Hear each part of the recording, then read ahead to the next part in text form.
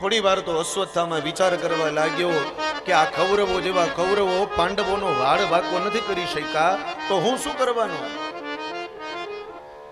નગર કૌરવોની સેનામાં કોણ કોણ હતું આપણને ખબર છે.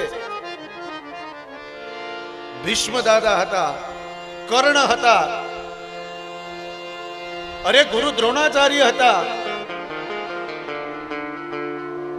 આવા સારા સારા યોદ્ધાઓ ધનુર્ધારી હતા, છતાં પણ પાંડવોનું કાંઈ ન કરી શક્યા. અશ્વત્થામાં વિચાર કરે છે તો મારાથી શું થશે?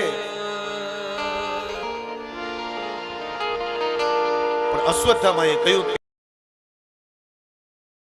બાળકોને કહ્યું કે હે તમે પણ ઊભા થાઓ, તમે પણ સાથે ચાલો, કૃષ્ણ આવ્યા છે બોલાવા.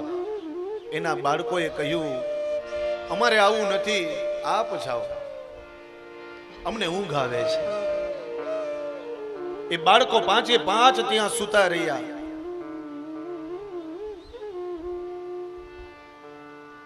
પાંડવો ત્યાંથી નીકળી ગયા. ભગવાન એને લઈને જાય છે અને આ બાજુ પાંડવોની કુટરમાં પાંડવો નથી પણ એના બાળકો છે. પણ જેવા પાંડવોના રૂપ છે ને, આજાન બાહુ જેવા પાંડવો છે, એવા જ આ પાંડવોના પુત્ર સુતા છે. અશ્વત્થામાને એમ થયું કે આ પાંડવો પોતે છે. ખડગ લીધું, રાત્રિનો સમય છે, અંધારું છે, ભર ઊંઘમાં પેલા બાળકો સુતા છે. અશ્વત્થામાને ખબર નથી કે આ બાળકો છે અને આજે એક જુગુપ્સિત કાર્ય ન કરવાનું કાર્ય આજે અશ્વત્થામા કરે છે.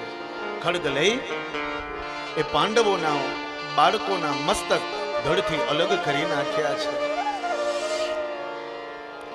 એ પાંચે પાંચ મસ્તક એક વસ્ત્રમાં રાખી, ગાંઠ મારી, પોટલું બાંધી અને થોડા જ સમયમાં એ દુર્યોધનની પાસે જાય. દુર્યોધનને કહે, અલે હે દુર્યોધન, તારે પાંડવોના મસ્તક જોતા હતા ને?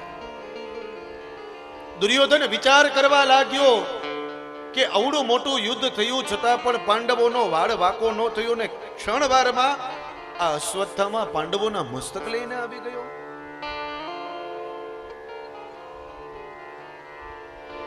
દુર્યોધનને આનંદ થયો, હર્ષ થયો. વસ્ત્રની ગાંઠ ખોલીને એમાંથી પાંચ મસ્તકમાંથી ભીમનું મસ્તક ગોતે છે, પણ દુર્યોધનને ભીમનું મસ્તક નથી મળતું. ઉપાહરદ વિપ્રિયમેવ તસ્ય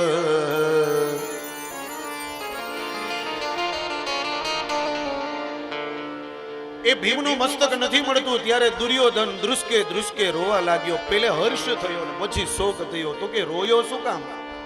દુર્યોધનને ખબર પડી ગઈ કે આ પાંડવોના મસ્તક નથી, એના બાળકોના મસ્તક છે.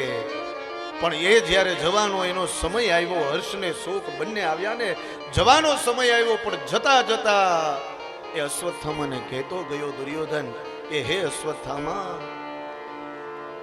અમારા કુળમાં અમારી પાછળ અમને તર્પણ કરે ને એ બાળકો તે નથી રહેવા દીધા. આ પાંડવો નથી, આ પાંડવોના બાળકો છે. તે બહુ ખોટું કૃત્ય કર્યું છે, બહુ ખરાબ કૃત્ય તે કર્યું છે.